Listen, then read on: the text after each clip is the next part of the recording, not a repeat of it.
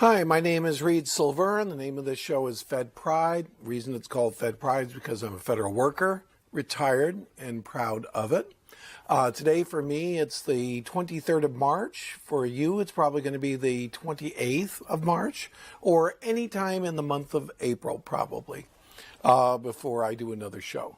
So anything I say is going to be incredibly obsolete, and anything I said last month was incredibly obsolete. And meanwhile, there's just so much to talk about, it's just not funny. We have an election going on. Romney is ahead of Santorum, at least this week. But he hasn't reached his 1,144 delegates, which he needs to get. As anybody who's been watching my show knows, even though I'm not thrilled with Santorum, Romney just leaves me cold. And the reason he leaves me cold is because he's a cold fish. And his history, which is basically he's made his fortune by taking over companies, by borrowing money against not his own assets, but the company's assets, and then taking the money that he's borrowed and putting it in his pocket, making the company more efficient, but at least taking 25% and tossing him into bankruptcy. And then sometimes going on and borrowing money, not just once, but at least a couple times to buy out, his people at a profit. Just the idea of taking over a company by borrowing money, forcing all that debt onto the company books, taking over the board, and then instructing that board to then borrow more money to buy out Mitt Romney and his friends at Bain and put more money in their pocket and more debt on the company and have that company go bankrupt, as it did with Dade International. There's just no excuse for it. And a guy who does that kind of thing would not be acceptable in polite society. The thing about Romney that I think kind of gets under my skin, besides the point that he just doesn't seem to connect with the human condition, is that he's the kind of guy who could do that all week long and then go to church on Sunday and then act moral and everything else and think that he's a moral person when he's made his entire fortune just through complete amoral and, I think, immorality. He's released his taxes for 2011 and 2010. For 2011, he claims that he's given 15.3% taxes. Unfortunately for him, he got faked by Gingrich at the time, who was a viable candidate, into releasing the previous year's taxes. He didn't want to. And the previous year's taxes, his tax rate was only 13.9%, which is below the expected tax rate for carried interest. Now, what is carried interest? Carried interest is basically, I stole some money by starting a hedge fund. I didn't invest in it myself, but my share of the ownership of the hedge fund is not considered income, even though I managed it. And even though if I was manager of a company and got paid, I would get that. But it's considered carried interest, which is a passive gain. It's just like selling your house at a profit or something like that. And of course, it's not, and it shouldn't be. But it is for Mitt Romney. And in 2007, when they tried to change that law, Mitt Romney and his friends very, very strenuously, and he's actually been shown on MSNBC and Fox News defending this practice, and got it squelched in the Senate, never passed, to adjust that to a normal rate. Even if that was a normal rate, you think, well, wealthy people can't carry the whole debt, which is true, but it would have decreased the debt by $20 billion a year. And a lot of that is Romney and his friends. And that $20 billion dollars a year reduce debt or increase taxes is $200 billion over 10 years. And, that could help pay for our defense, could help pay for the wars that we've been in, it could help pay for the Veterans Administration hospitals, could help pay for things that are important for the American people. But as he points out, you wouldn't want a president who would pay more than his legal taxes. Well, actually, I would like a president that would like to do the same thing. It's just Romney and his mindset, a mindset of what's good for you, I don't care about, and what's good for me is good for everybody else. And that's basically his philosophy. Again, for me, it's on March 23rd. For you, it's a little later. But a couple days ago, his representative, when asked, well, you've gone up so far over to the right, in these primaries and so on and so forth, how are you going to do in the general election? He said, Romney is like an Etch-a-Sketch. You shake it, and it disappears, and it's clean. It's a clean slate. It's all start over. Of course, everybody else, and especially the conservative Republicans that are being forced to spoon-fed this guy, are saying he has no positions. He has no morals. He has no position. What's good for Romney is good for everybody else, and what's good for somebody else that's not good for Romney, that's bad for everybody. So, again, I'm not a big lover of Romney. I don't like Santorum's positions on women and this and that and the other.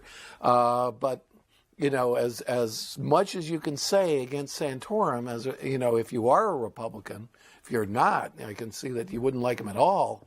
At least he believes in something. And Romney only believes is what's good for Romney is good for everyone. It's good for General Bull Moose. It's good for the USA. And he comes across like General Bull Moose. He's one of these guys who wants to fire people. He gets on TV or he gets in rallies and he says, I really like running for president because now I've finally gotten to meet the American people, real people. Which, of course, just says he's never bothered to meet real people in the past. If he met a real person, he may have laid that person off. He may have raped that person's company and stolen that person's retirement fund or driven his company into bankruptcy. So he didn't want to meet real people. And that's, of course, my take on it. He hasn't said, I don't want to meet real people. But just his attitude, the image that he puts forward every time he gets on there and sings America the Beautiful, he's not a very attractive human person. And the Republicans are going to have a lot of trouble. Now, there is another thing that's just kind of sitting there underneath Romney, and that is his 2009 taxes. Anybody who's gone through his 2010 taxes looked at him and found something in the footnotes, and it came out. Wasn't made too big a deal about, but I think it should, that he had carried forward $4.7 million in losses. And that's why, even though he made some real income from speaking engagements and things like that, which should be taxed at the 28 or the 33%, even though, so his net payment should be above the 15% for the carried interest. It was below, and that's very much because of this carried over from the previous year loss. Well, the only reason you would carry over a loss like that, passive loss, you need a passive gain. Now, unlike the rest of us, I get a retirement and I make a certain amount, and that's all taxed at full income. That's a full income tax rate. That is considered income. Romney makes $20 million a year from his hedge fund job that he actually supposedly quit 10 years ago, but which people say he really didn't. He's really directly involved in Bain.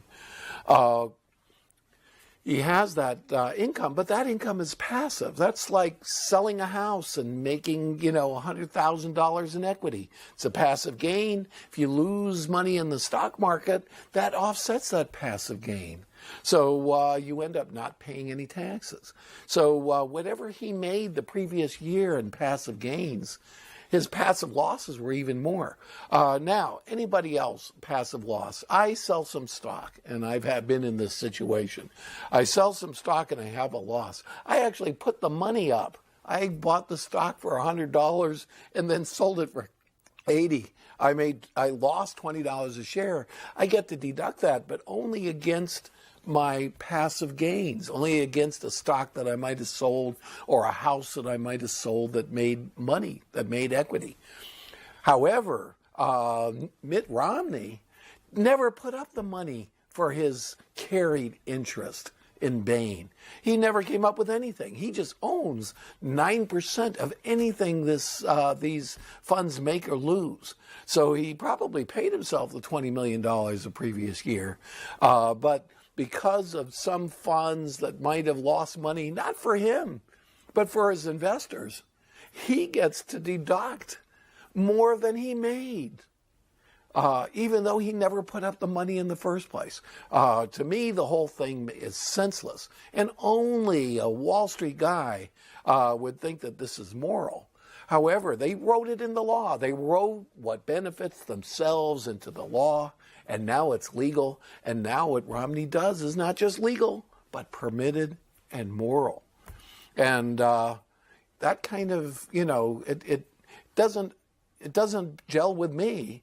And I'm not sure it's going to gel with the American people once we find out what the truth is. And I suspect that his taxes in 2009, when he wasn't sure whether he'd run for president or what, I think that they're minimal and maybe, well, I won't say they're zero, but I'm sure they're very, very low.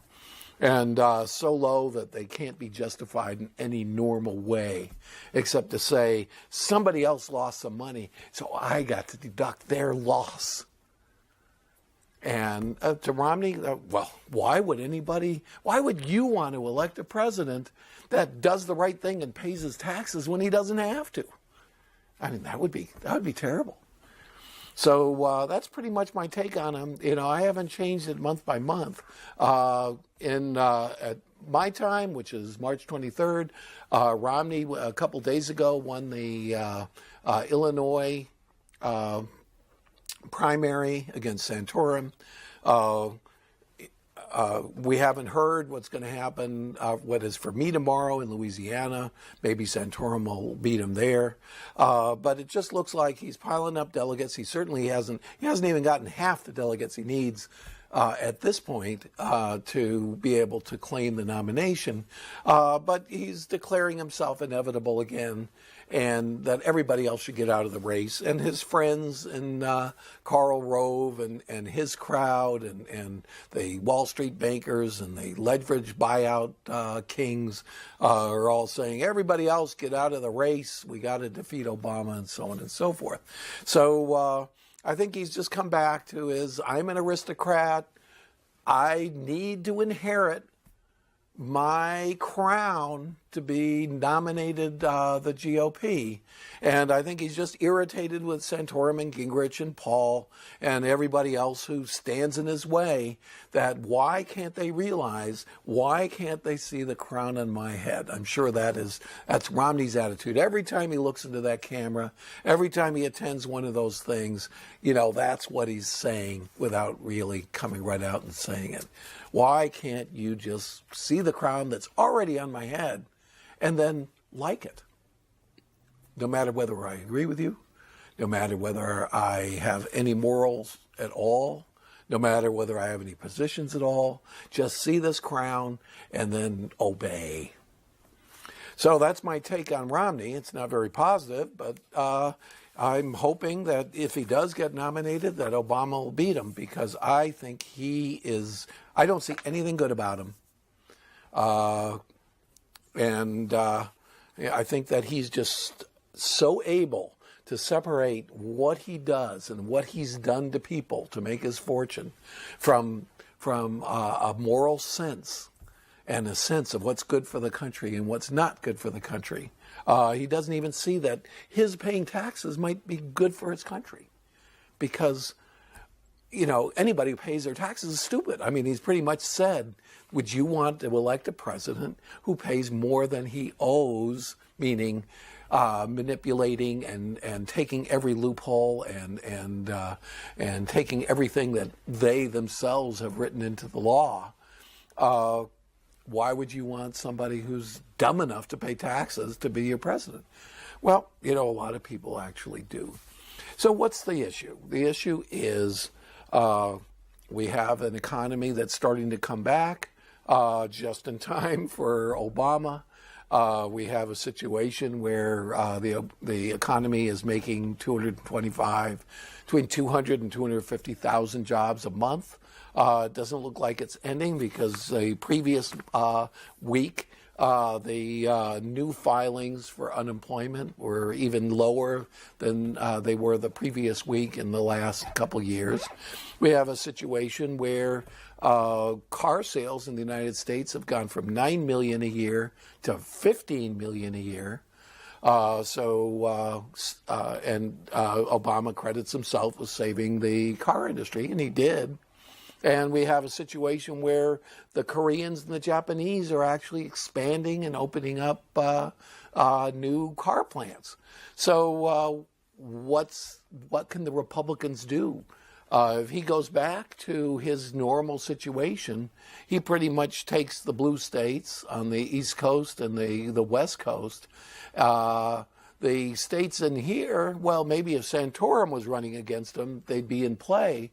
But with Mitt Romney, who's made money off of the collapse of manufacturing in this country, and he made money off of taking our jobs and offshoring them to China, and who's held offshore bank accounts or not so much bank accounts, but offshore Bain capital funds in the Cayman Islands and in Switzerland and places like that, in order to avoid taxes. You get a guy like that, and he may and probably will lose the Midwest, which the Republicans had gained in 2010 at the height of the recession. So I don't see what he's going to do. I mean, he may carry the South, but the South is Santorum country. The South doesn't trust that he's going to doesn't trust basically anything that Romney says.